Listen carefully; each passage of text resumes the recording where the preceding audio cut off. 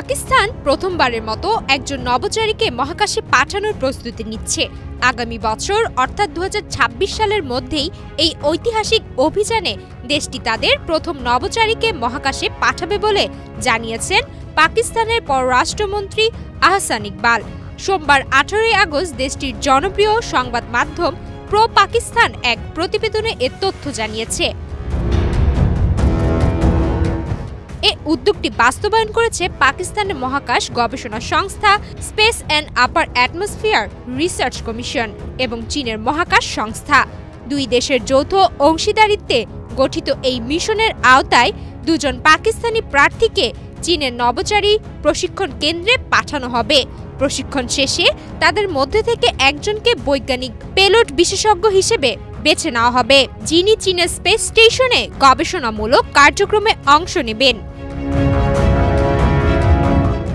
এই মিশনের মাধ্যমে মহাকাশে জীববিজ্ঞান, চিকিৎসা বিজ্ঞান, তরল বিজ্ঞান, উপকরণ গবেষণা, পরিবেশবিদ্যা ও জ্যোতিষবিদ্যা সহ একাধিক বৈজ্ঞানিক গবেষণা পরিচালনা করা হবে।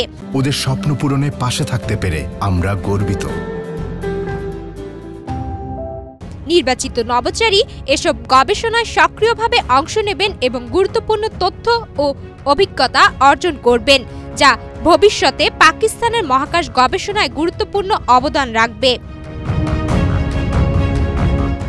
বর্তমানে নভোচারী নির্বাচনের প্রক্রিয়া চলমান রয়েছে এবং 2026 সালের মধ্যে এই প্রক্রিয়া সম্পন্ন হবে। এরপর নির্ধারিত নভোচারী চীনের স্পেস স্টেশনে মিশনের জন্য প্রস্তুতি সম্পন্ন করবেন।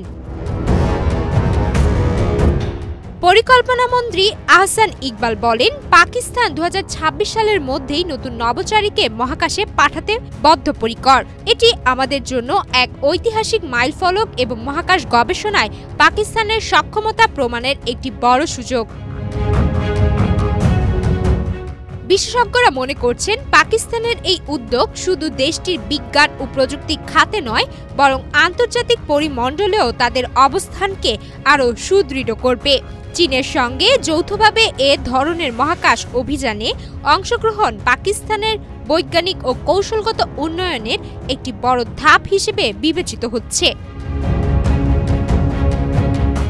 এই প্রকল্প সফল হলে পাকিস্তান হবে বিশ্বের সেই অল্প কিছু দেশেরই একটি যারা নিজেদের নভোচারীকে মহাকাশে পাঠিয়েছে। এটি ভবিষ্যতে পাকিস্তানের তরুণ প্রজন্মকে মহাকাশ গবেষণায় আগ্রহী করে তুলতেও সহায়ক ভূমিকা রাখবে। সুমায়া মিতু, বাংলাদেশ প্রতিদিন।